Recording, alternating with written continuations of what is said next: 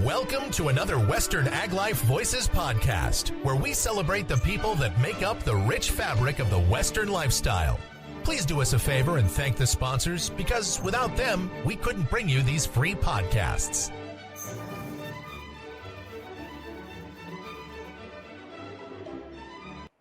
Well, hello, ladies and gentlemen. This is Paul Ramirez with the Western Ag Life. I have a great episode on here for you guys today.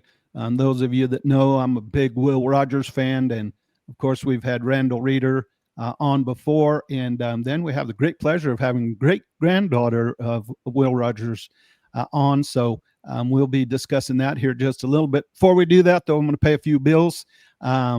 We are going to be conducting the 11th annual Anchor F Club Calf Sale, which was going to take place on Sunday, November the 23rd, 2025. They'll have a preview at noon, and then they'll have a live auction at 1 p.m. That's all going to take place at the beautiful Santa Cruz County Fairgrounds in beautiful Sonoy, Arizona. If you have any questions, certainly feel free to reach out to Dean Fish, and Dean's cell phone number is 520-988-8009, or you can reach him at email at anchorf@gmail.com. Yeah, for sure. If you have any questions, don't hesitate to call Dean. And one unique thing about Dean's sale is that Dean does not sell any cattle at the ranch. So everything that he has for sale will be at this auction. No cattle are sold or picked over before. Okay, with all that being said, we're going to get right to today's great episode that we have coming here. Randall, Jennifer, how's things going today? Great. Thank you. Good deal. Well, listen, Randall's been on the podcast before, and actually had the great pleasure of having Randall here as a guest in Arizona. Randall, we went out and tooled around southern Arizona. We saw the Mescal movie set, and then we went down to Tombstone. Had a cheeseburger down there. That was a great day. Thanks, Paul. It was a great day. And of course, Jennifer, let's just start with you, since I don't know a lot about you. Why don't you tell me a little bit about your family history and how things, come about, and, maybe even some of your early childhood memories, especially in regards to Will Rogers and the Rogers family. Absolutely. Well, first of all, thank you, Paul. It's nice to meet you. Thank you for having us. Will Rogers was my great-grandfather. Will's youngest son, Jim, was my grandfather. So that's kind of how the lineage goes. And then my dad, my grandfather, Jim, had 3 children, and my father was the oldest. And I grew up, you were mentioning earlier that this is broadcast throughout New Mexico and Texas and Arizona. I actually grew up in Tucumcari, New Mexico. Oh, boy. And lived a short time in Amarillo, Texas, too. So familiar with that neck of the woods, as they say. But growing up in my family, we were, really didn't know much about Will Rogers or who he was. My family was very humble about it. We learned a little bit about him in the history books, but it really wasn't until 1991 when the Will Rogers Follies debuted in New York on Broadway. My grandfather took the entire family, there was 13 of us, to New York for the first time. And we got to see opening night of the Will Rogers Follies. And I remember sitting there 8 months pregnant because I was not going to get and I just remember thinking, oh my goodness, I had no idea the magnitude of this man. And I was so blessed to live in Bakersfield, where my grandfather lived. We went back home, and I just went over to his house one day and said, I want to learn more. And I just began following him and shadowing him. And slowly he started sending me out to events. And 20-something years later, here I am, the family representative and family spokesperson, and dedicating full-time my passion for Will Rogers. Well, certainly you have a task at hand, and I'm excited to hear that, because I've always thought, as a significant as he was at a period of time, in American history, he just hasn't got a lot of kudos. And so hopefully you guys will be coming out with some merchandise and some promotion of him, Yeah. Well, we're very lucky. We've got a lot of things coming up in the world of Will, and we can talk about that a little bit later. But there's, we kind of rode the wave, as they say, in 1991 with the Follies.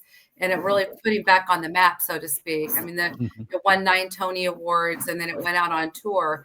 So we were very lucky to get him out, back his face and name back out in the United States. And then, slowly, it's hard to keep somebody's legacy alive, especially after they've been gone for as many years as he's been gone. So that's my job. And outside of Oklahoma, it's a little more challenging, but we're working on it. Mm-hmm. For sure. But I mean, definitely, if there was ever going to be a time, where we would start to have, conversation and dialogue about Will Rogers, the way the Western lifestyle is right now in the United States, it's an appropriate time, Absolutely. That injury big, and certainly Will played a major role in it. And just about anybody that had ever been any kind of a roper, whether a professional amateur roper, certainly, especially what was the video, roping pool.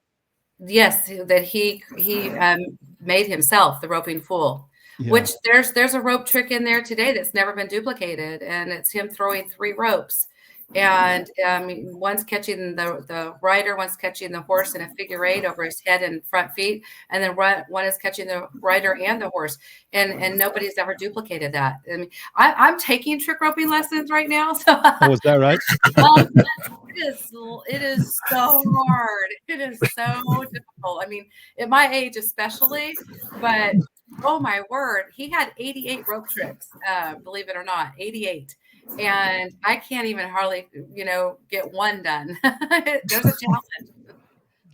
Yeah, for sure. Our listeners, if you, I think you can buy a copy of that video or the CD, I guess it would be now on probably Amazon or whatever. And it's called The Roping.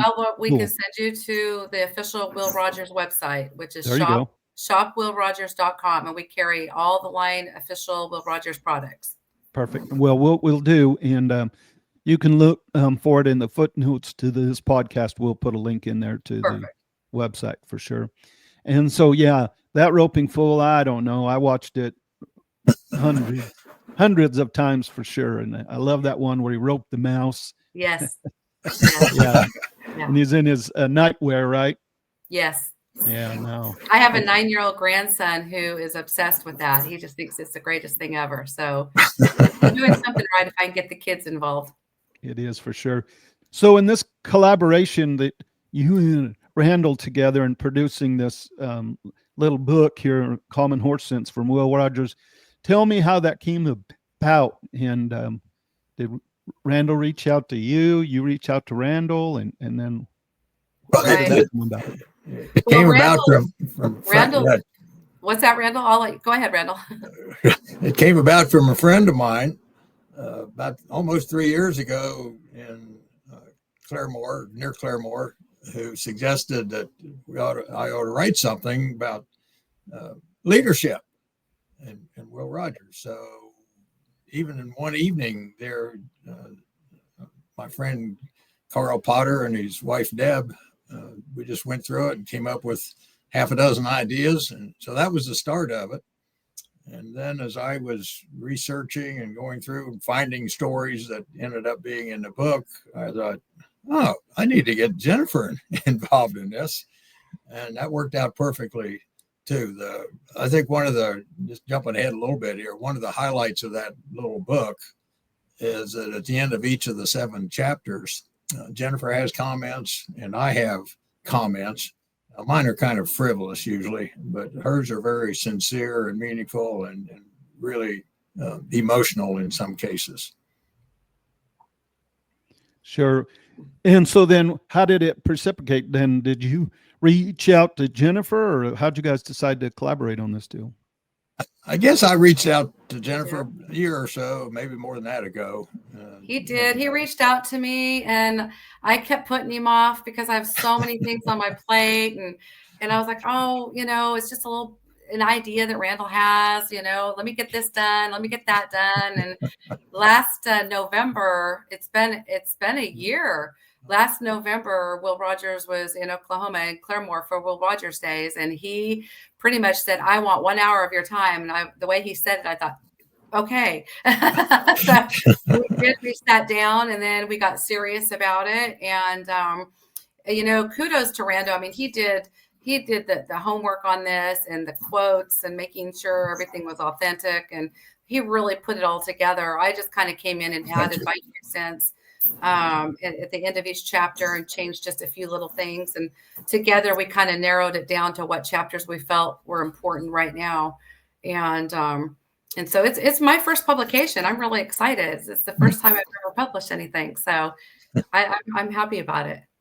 Well, for sure. And I think it'll be a nice little bit, especially hopefully you guys are fired up and running. So for Christmas gifts, right? It'd be nice, Absolutely. And so Jennifer, I guess we kind of passed over, but why don't you tell us just a little bit? So where do you currently call home, and what do you do now mainly? So I recently moved from California to Oklahoma. I'm living in Claremore right now, and just made some life-changing decisions. And I'm promoting Will Rogers full time. I'm working closely with the museum here in Claremore, and I've been on the board there for about 15 years, I guess.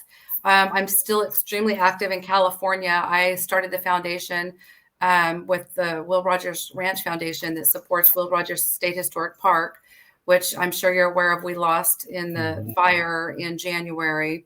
And so, that's a very sensitive issue. I just got back from there a week ago.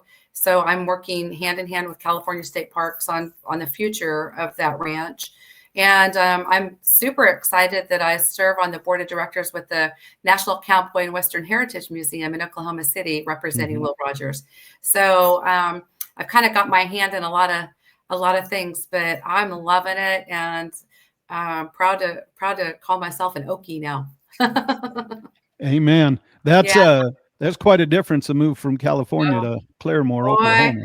I said, don't throw eggs at my car just yet. I closed the gate behind me. Of course, people ask where you're from, huh? Yeah.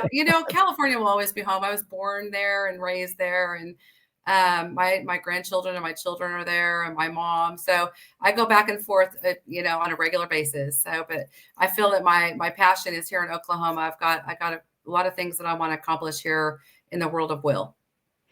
And so, I guess we could probably have a whole episode to talk about, the ranch in California, but what can you just kind of lightly, tell some of our listeners what's going on with that, and what's that looking like? What's the future looking like there?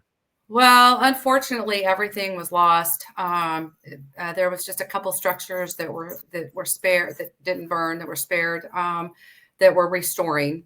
We're not sure the future of the ranch. We're not sure what will be rebuilt or what will happen. We're working with state parks on doing a soft opening just to get the public to come back in.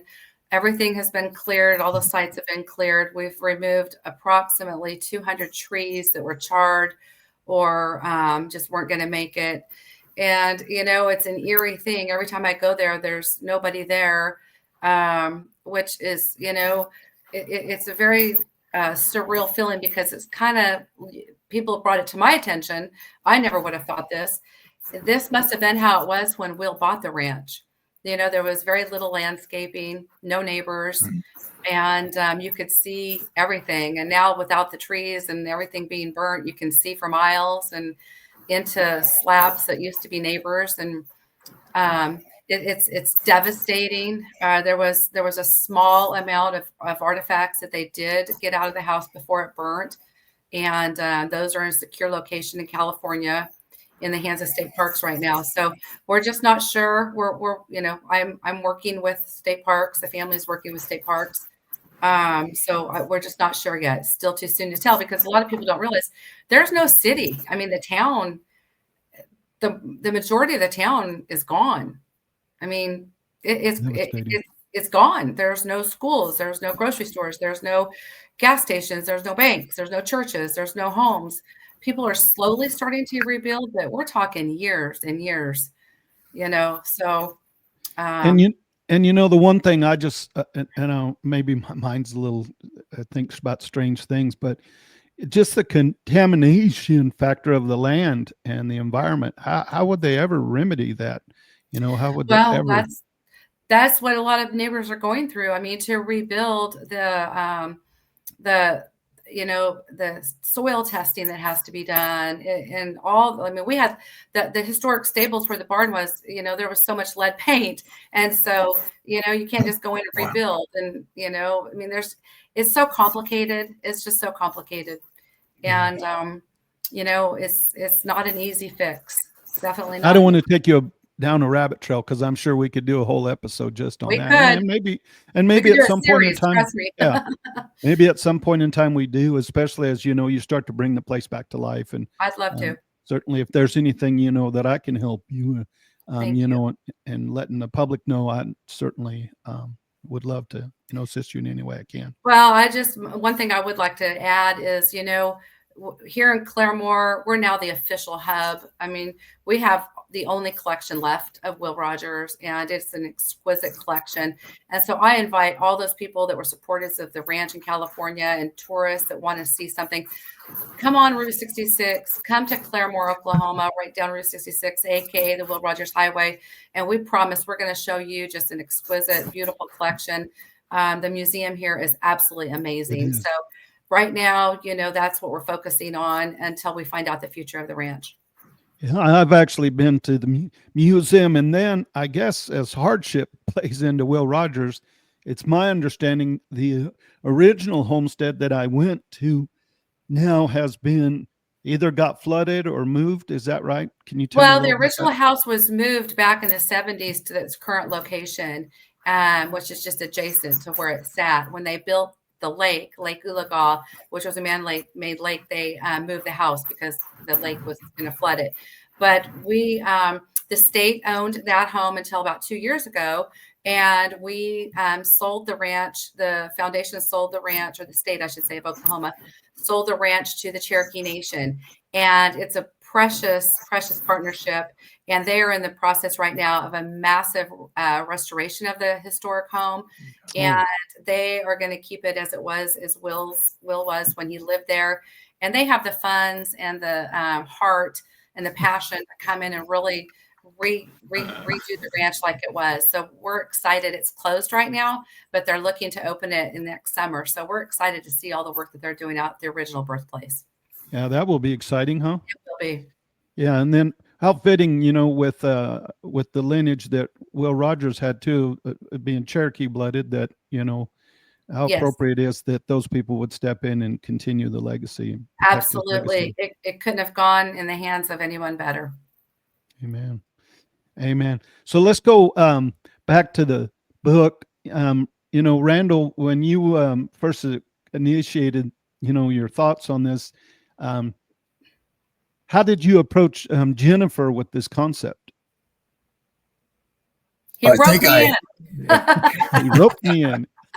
Roped her in. And that was one of the best catches I've made. That's an old Will Rogers line about batting. But yeah, I roped her in all right, and it's working out. It's working out perfectly because, of course, Jennifer being the great granddaughter, and she's connected so closely. And since she moved to Claremore, lives right across the street from the Will Rogers Memorial Museum now. She has some R&B sites there too. So anyway, we're getting more involved with Will Rogers. And of course, I've been doing Will Rogers almost 30 years now. And I write a weekly comment, so I keep in touch and try to maintain and continue the legend of Will Rogers, just like Jennifer is doing such a great job of today. Amen. And so, Jennifer, I have a question for you. So, had you heard about Randall before, or how did that come about? That you found out that Randall was impersonating my grandfather or something? Tell us how that played out. Well, when I started getting more and more involved in the family business, I started coming back to Oklahoma for Will Rogers Days. November 4th was Will's birthday. And in Oklahoma, it's a big event, especially in Claremore. They pretty much shut the town down for Will Rogers Days. And it was one of those times that I was back here. And the very first time I met him, correct me, Randall, if I'm mistaken, it was when I brought the kids and they were little. And I have a son and a daughter, and we brought them back here. And Randall was in the parade, and my kids and I were in the parade. And Randall took all these pictures of the kids and sent them to me. I met him then. All right, let's see. I'm going to take a stab here. My daughter is now 34 and my son is 30, and they were probably about, I'm going to say 4 and, 8, whether that be 4 and 9. So that's how long ago I met Randall. Long time ago. Yeah. And I've been going to the Will Rogers Days there around November the 4th almost every year since I started doing Will.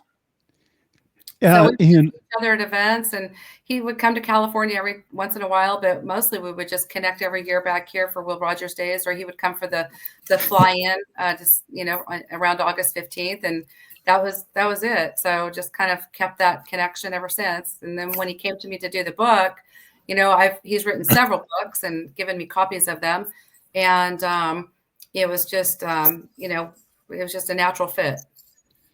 Well, and again, I think for average, or observer, they would certainly, say Will Rogers and but I mean the uncanniness of the fact of how much he looks like him, and it's just, I mean, that it's just something that, I mean, I guess that's be the kind of the definition of serendipity, wouldn't it? Yeah, it's fun. Yeah, I mean, he really does. Yeah. I don't know. It's funny because I've never seen him out of costume ever. Like never. I've known Randall for all these years. I've never, ever seen him out of costume, ever. But even when he takes his hat off, he looks like him. He does. He's still got the jacket. And is that the jacket with Will Rogers on the inside, Randall? Yeah. Yeah. I mean, it's custom made. I don't know if you can. Yeah. If you can see that, it's Democrat on one side. Republicans on the other. So. Jeez. Well, I know like you. I don't think I'd wear that because that sure give you some kind of illness being in the middle of those two. Oh man, I don't play politics. That's one thing people ask me all the time. And you will never see me enter the world of politics ever. Well, but if you were going to, certainly, your grandfather, he handled it so well, that I mean, really, we could, and I want to challenge some of you, those that are listening, if you really just, especially with AI and all the technology that we have today with Google and everything, just read some light stuff about Will Rogers. He was a master at kind of, riding the line per se. I'm not saying he rode the line, but what I'm saying is that he saw that there was that the two-party system was a necessary system, but more importantly, he made fun of both of them and made it light. You know what I mean? And I think that's the one component we're really. I think can you imagine if he was to return to today? I think he'd be very disappointed on what we got going on here. The visceralness of this whole environment is something that he was just kind of counter to. Agree, disagree? No, I that's the number one question I get asked is, what would Will Rogers say today? And I said he'd probably be disgusted. He might be speechless for the first time. No, not speechless. Yeah, Randall says not speechless. I just, and I know that you might understand this, the newer generation, this is a different, little sticky, but it was just different back then than it is now. There's nobody today that can go out and make fun of both political parties and both political parties be okay with it. Will Rogers did it in such a way where he made fun of everybody but they respected him. Mm-hmm. And the lack of respect nowadays is what we're losing. And I think that one of the things that Randall and I in this book try to talk about is Will Rogers, he tried to bring people together with morals and values and beliefs. It's not about being a Republican or being a Democrat. It's about what's best for us, what's best for you, what's best for the country, and how can we all work together to make it the best. And he was a giver and a helper and a uniter. And everybody said, who would that be today? Well, there was nobody after him. I mean, there just isn't. I think that we're so far apart. I mean, I don't know that we'll ever get back together. I hope so. And I hope that if there's any good that we can do, like Randall speaking on behalf of Will Rogers, and what I do is just, if I can educate these younger children in the morals and the values and the traits that Will Rogers had, which is what I try to do with my own children and grandchildren. If we can just do that with just a few kids, then maybe they'll take it and spread it, and that's what we need. Well, I think the one thing, and of course, my knowledge of Will Rogers and Randall, jump in here, is that he was fair and to all parties. You know what I mean? He was fair, and he brought humor that would bring some lightness to some of these situations that we have today that are just so. I mean, everything is just so stark. You're either this or you're that. And I think that's the one thing that Will Rogers masterfully, would do, would to keep this, dialogue that was open. Randall, jump in here. Well, I can give you something right out of our little book that illustrates that in a way, and I'll make the point that he joked about Democrats, Republicans, and in Congress, but they all supported him because they knew that he was in a humorous situation. They knew that he liked him. Will's the most famous quote: "I never met a man I didn't like." Didn't like. And now the key word there is met.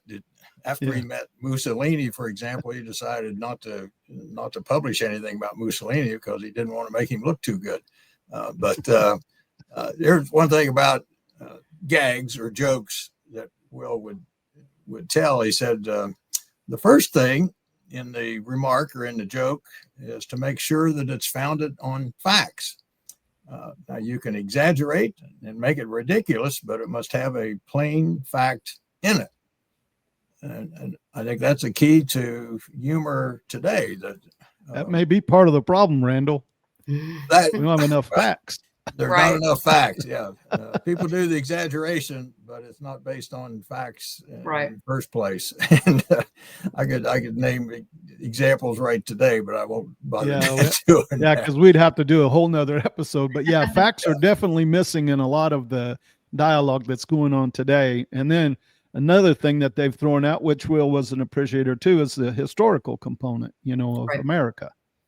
And I think we've lost our way somehow or another. We don't understand, or I don't know. Again, I don't want to get off on a rabbit trail, but I just think there's generations of people that have been educated that we don't have any reverence for where we really came from and how we got here.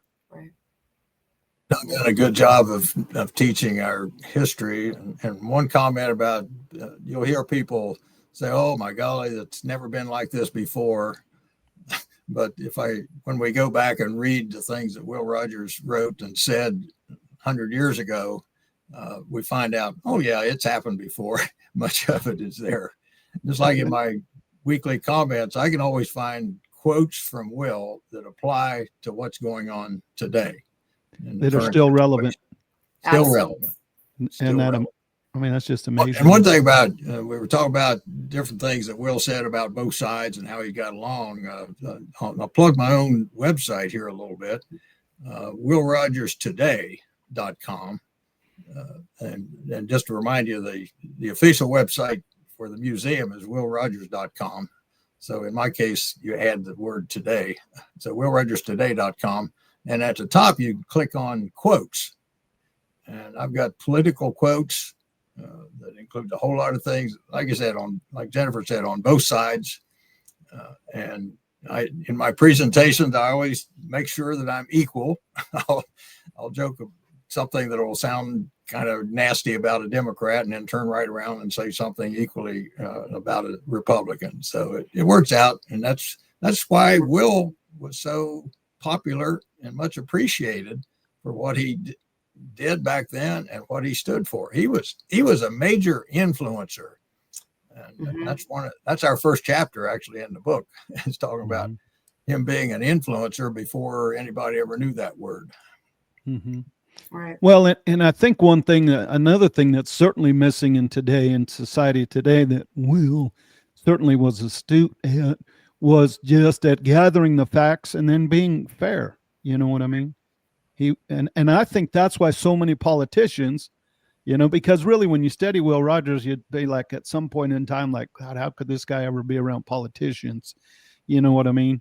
But I think what the thing that they embraced about him is the fact that he was fair, that he was fair and honest. Mm-hmm. Those are things that we just don't see. And I think that's why people are so confused. And again, I don't want to go down a political deal, but I just think a lot of our people in society, they are just somewhat confused, and they really don't, there's not good sources of facts anymore. And they're so jaded, that it makes it really hard to come to any kind of conclusion. Yeah. It's been pointed out that so much of our news today comes one-sided. So if you're a Republican, you tend to watch Fox News, for example. If you're a Democrat, you're watching CNN or whatever. And same thing with the newspapers that we read. Yeah. So that tends to increase the division. And Will Rogers said that, and of course, he depended on newspapers. Correct. Yeah. All I know is what I read in the newspaper. Today, we get so much of it from digital sources as well as paper. I still like to read a paper newspaper. And we just don't have the balance so much in our news sources. If we want to get both sides, we really have to make a point of, okay, I'll watch one news program tonight, and then tomorrow I'll watch another one. So you do get both sides of it. Well, I found for me, it seems like I get a better look at things when I watch a foreign news. And of course, I'm bilingual, so I can listen to Spanish news. And you know what I mean? Yeah. It seems to be not, of course, they still have their opinions, but it doesn't seem to be so stark like it is, whether you're watching Fox or whether you're watching, whatever. Isn't it kind of fun to watch other countries and what they say about us? It is. It's very interesting. Yeah. I have friends that depend on BBC in London for their main sources of news. And Jennifer's right. Yeah, they have a different view of us. Yeah, it is. It is funny. Yeah, for sure. Yeah, nothing like Americans. No. I was just talking, and we'll finish up probably on the politic deal here, but Will was given so much access to the presidents. I just, it amazes me that he was given so much access, to talk, and have direct relationship with presidents. Well, he was given access not only with presidents, but when he traveled all over the world, well, sure. Royalty. He was in the back pocket of everybody that had any type of, hierarchy. I guess that's the right word. I'm not sure, but he was welcomed by all of them. And that's what's fascinating to me is, he would go and stay with kings and queens, and then he'd go sleep in the White House, and and then come home and sleep in a bunkhouse. Absolutely. Yeah. Yeah. And I think that's the thing that was so brilliant about him. And that's probably what made him, he was so well-rounded, I guess, is what I'm trying to say. Absolutely. And I don't know that we have, go ahead. No, I didn't mean to interrupt you. I apologize. I was years ago. I was invited to a mural unveiling in Bishop, California, and I was living in Bakersfield at the time. So we went up to this unveiling. Had no idea really what I was doing. I was new at all this, but it was something to go and learn and see. And got up there and met the artist and everything. And it's on the side of a drugstore in Bishop, California. And they pulled the big sheet down, and it's Will Rogers sitting on a curb up in the Alabama hills, just outside of Bishop, where he had finished making a movie. And he has all these Indian children surrounded by him, and they're all eating ice cream. And the story is that the Indian children were not allowed in the drugstore to buy ice cream, and they were deprived of it. And so whenever Will would come to town, they knew he would go in this store and buy all these little Indian children ice cream, and then sit outside with them and eat it. And it's just the neatest thing, because it kind of just right there says it all, right? Like he didn't care, That's he a was great friends story. with everybody. I'd never heard that story before, but Yeah. that's a great Yeah. story. They Paul there, and there's a somewhat equivalent story in our book that Will was scheduled to speak at an auditorium, typical speech, and as he was walking there, the black kids, um, young kids, and probably some adults Yep. were waiting for him on the sidewalk, and most famous people, celebrities, would have just greeted him and gone on in and got on, made sure he was on stage on time. But Will didn't do that. He pulled out his ropes and probably entertained those black kids for at least a half an hour. And then he went on in. In other words, and the reason he did that was because the theater was segregated and those blacks were not allowed inside the theater. So they end up having to wait in their seats patiently or impatiently while Will entertained outside. Yeah. Yeah, that's definitely a wonderful story. One of my favorite stories is that I guess he, when he went under contract with Glenn Ford, when they were making movies, and that he had there was in his contract, he always put in time there to come home in the middle of the day and rope with the kids. Well, all I know, and those are all things that you guys probably know more than I do on your history, but one of the most precious stories that I love to share is from my grandfather, Jim. He said because you have to stop and think about it. He was never home. I mean, he was gone all the time, traveling the world and making his movies. But when my grandfather said, when Dad came home, he was Dad. He was not Will Rogers. And, given he didn't have the things that we have today, like the technology and cell phones and computers. But my grandfather said he gave us 100% of his attention, and he was Dad. And I just think that's super neat, because he probably loved to come home and just spend time with those kids. And there's just millions of pictures of he and the kids trick riding and playing polo and roping. And I mean, all three of those children were amazing horseback riders because of their dad. Oh, I bet. Yeah, for sure. And they probably had some pretty good horses also. And my grandfather said they always had a good string of horses. He did say that. He said probably they didn't was talk for much on the horses. Yeah. That's probably one of the things I'm just guessing, Randall, Yep. you can correct me if I'm wrong, but if he was probably going to indulge himself, it probably would be buying good horse flesh. Oh, I think the reason he got into polo was so he could spend more time on a horse. He just loved horses, and Jennifer's right about him spending time with the kids. But I would also add that while he was home, he obviously took time to practice roping and spend quite a bit of time on a horse, whether it was with the kids or by himself. And here's an interesting story that he would buy young calves, just so he'd have them there to practice roping on them. So when he would do that, after 2 or 3 months, the calves would just get so they'd just stand there. They wouldn't run.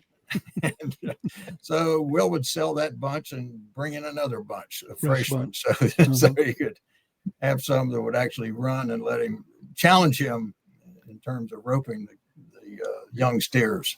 Yeah.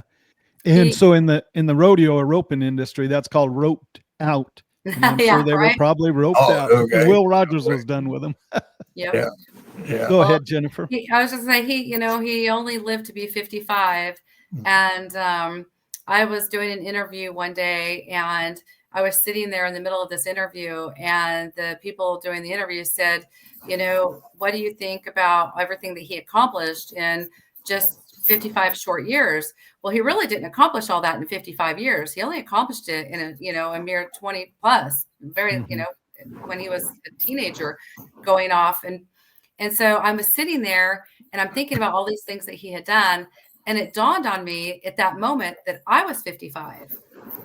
And I'm like, I haven't done anything. I feel like, oh my word. And it really hit me to think about all the things, all the people he met, all the places he traveled. And Wow, what a life he lived. It Mhm. was amazing. I mean, there people today, even very wealthy people, I can't imagine the stuff that I mean, he got to do that they even don't. I mean, just the experiences, right? Uh, For sure. Oh, Yeah.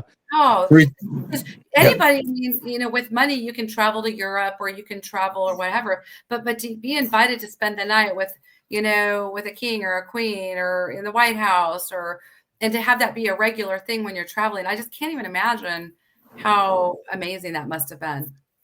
But even for me, on the flip side, he lived that life, but then he also lived another life where he probably was sleeping on the ground and living in Absolutely. tents, Oh, and when he especially was when he went down to Argentina yes, and Argentina. was Yeah. a gaucho absolutely. down there. Yeah, I'm pretty sure he wasn't sleeping in cots he there, wasn't. and Nope. you know, He was and it sleeping could No, on just a park bench part of the time.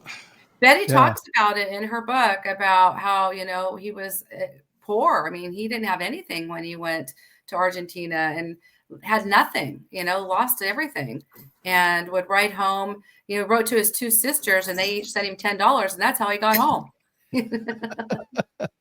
Otherwise, he was stuck. Well, he uh, got a job on a boat from South Africa going to Africa, and uh, I hope I said that right. He was in South America, obviously in the Argentine, and yes, got a job on 25 days, and he was seasick all the Yep. time. But Said he'd that never got been him so to sick. that got him Hmm. to South Africa, and then when he left there, he was on the Wild West Circus with Texas Jack, hmm and Will credits Texas Jack with teaching him a whole lot about business. Instead of coming back home, he got another job on a boat going to Australia and entertained with the Worth Brothers Circus in southeastern part of Australia. And it was 2 years later that he finally came home to San Francisco and got there in time in St. Louis to do the World's Fair in St. Louis. But that was his first time around the world. And three times altogether, he made it around the world. So that's how he knew so much. He joked, coming back to the United States, he joked that so many people in Washington, D.C. and Congress had never been west of the Mississippi. So they had no idea how life was, Paul, in hmm So Arizona true. or California or in the Great Plains area. And we'll do all that area, obviously. and to just think, about the way he would have grown up, around there in Oklahoma, and then how adventurous, or I don't know what, the moxie that he must have had to take on the life that he did. Yeah. Yeah. Well, he never lived in Oklahoma. He lived in Indian Territory because when Well, he lived Indian there, territory, it, yeah. it wasn't even a state. And so, isn't that Uh, crazy? yeah, thanks for pointing that out. That's good. Thank you for Interesting, pointing isn't that it? out. Yeah. Yeah, I mean, yeah. that's how long ago he lived here. And yeah, I mean, that's just kind of a fun thing. He never really lived in what was called Oklahoma then, you Mhm. know? Well, But here's another historical point. And I think it was 1909 when Oklahoma became a state. And one of the dozen or so people who wrote the Constitution for the new state of Oklahoma was Clem Rogers, Will's Hmm. dad. mhm. Yeah. Yeah, yeah, for sure. But I just think about, the contrast or the starkness that would have been the difference between the way he grew up and then the way, he ended up living a life. Right. Well, he purchased when he married Betty Rogers, they purchased what is now the property where the Will Rogers Memorial Museum is here in Claremore, thinking that someday they would come back and that's where he wanted to retire. And people at the museum here often ask me, "Do you think he would have come back?" And I said, how do you know? But I don't, because when he built that ranch in California, that beautiful sprawling 186 acres, which was more, they had more at the time of his death, but then Betty and the family sold off part of it after he passed. But I think he was just so happy there with the barn and the horses. He may have come back here to visit family, but to live permanently, I just can't see that after being part of the California ranch. Well, and then the climate, Mhm. because it can be pretty, get pretty muggy right there around that part of the country. And Yeah, California would have had that nice fresh air, and so, absolutely. Oh, and it's of a course, beautiful place. It's absolutely stunning. Amen. Yeah. Well, listen, Mhm. I want to Hard kind to of leave discuss. California. Yeah, hard to leave California. Just kind of, we're going to kind of wrap up here. I appreciate you for sure coming on, and certainly I anticipate having both of you on again at another time. But in this process of writing this book, I just kind of want you to give me one little thing that kind of something that you learned that you didn't know before before you took this endeavor. So go ahead, ladies first. So tell us, Jennifer, Wow. something you Well, learned that you didn't really know before. Talk about comforting. I think it has to be chapter 7, my final remarks. Um, um, it's just I don't want to give too much away because I want people to read the book, but Sure. the day after the fire in California, I was just absolutely a wreck. And I'd been on the phone all night. I was up all night with neighbors and in constant contact with them as they were losing their houses and getting detail by detail from people that were at the ranch and running from it, watching it burn. And the phone started ringing off the hook with interviews, and I mean everything from NBC, ABC, Fox News, every single solitary news outlet you can possibly imagine was reaching out to the museum, and they were reaching out to me. So anyway, I went up to the museum that next morning, as composed as I could be, to walk in, and I write briefly that the majority of the people that work at the museum and the volunteers there had visited the ranch in California. I had put together a tour for them years ago, and they all came on it, and they had this big bus, and there was like 50 of them, and they all got off, and they'd never seen the ranch, and it was such a highlight for me to host them there. And I walked into the museum that morning just, wanting them to give me a big old hug. And when I walked in, they were needing a hug from me. And I thought for the first time, wow, this has to be how Will did it. How was he always putting the others first, and himself last? And I saw my role reverse within a flash. I had to take me out of it and comfort all of them, which was a great thing. Don't get me wrong.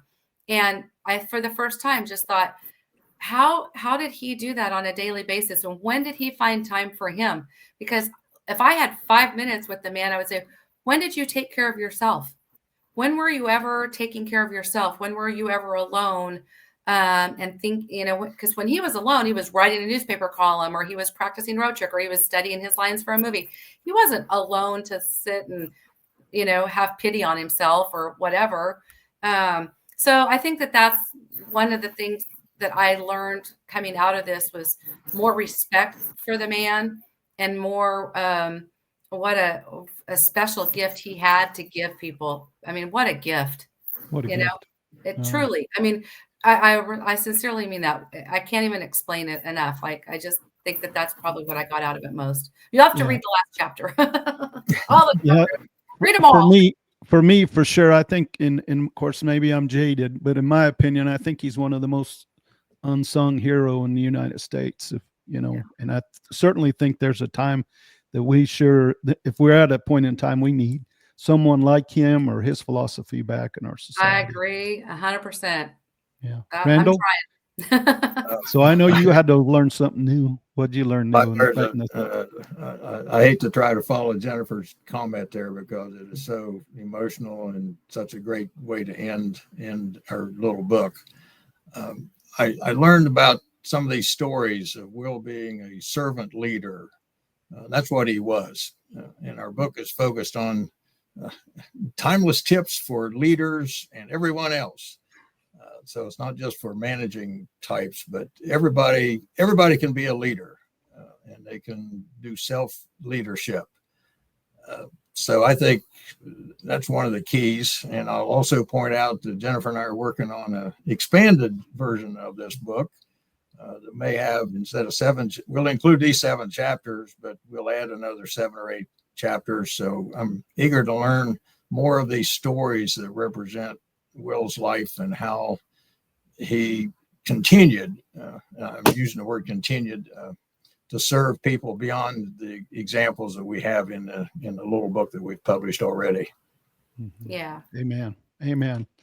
Well, listen, I think I'm not going to say goodbye. I'm going to say to be continued, because I know we'll be back, all of us together again, and we'll discuss some things. And hopefully, stay in touch, Jennifer. And if, like I say again, let me know if there's anything you need as far as promoting the website and so forth. I'm certainly, Absolutely. yeah, I find that an honor if you would ask me to help you in any way. So, Oh, well, thank you. Well, hey, okay. I take people up on their offer, so be careful. Let's have at it. All right, ladies and gentlemen, we're finishing up our conversation that we had today, and we had Jennifer Rogers on and Randall Reeder on here, and their collaboration that the two have come together in this common horse sense of Will Rogers' thoughts and their thoughts of how Will would have been. And so we certainly hope that I'll put in the footnotes in this particular episode, I'll put a direct link in there where you can purchase the book. Certainly would make a wonderful Christmas present. And again, one more time, to certainly one of the, in my opinion, one of the unsung heroes of the United States. And we certainly could use somebody like him again today. Hopefully the good Lord will bless us maybe. And with all that being said, thank you, Randall. Thank you, Jennifer. I look forward to our next conversation. Ladies and gentlemen, we're going to finish up here today on the Western Ag Life podcast. Again, one more time, we'll be here for the 11th annual Anchor F Club Calf Sale. That's going to take place on Sunday, November the 23rd of this year. Preview will start at noon. And if you show up, I promise you, Mr. Fish will have he'll have some food, and there'll certainly be plenty of merch there. And live sale is going to take place at 1 p.m. Auction style. There is no internet bidding. However, if you'll make arrangements with Dean prior to the sale, he'll set you up where you can call in on a phone bid. Everything's going to take place at Santa Cruz County Fairgrounds in Sonoyta, Arizona. If you would like to contact Dean or have any questions, certainly feel free to reach out to him. His cell phone number is 520-988-8009, or you can reach him at his email address, which is anchorf@gmail.com. And again, we look forward to seeing you there. All right, ladies and gentlemen, on behalf of the Western Ag Life, remember, if it's Western, it's probably us.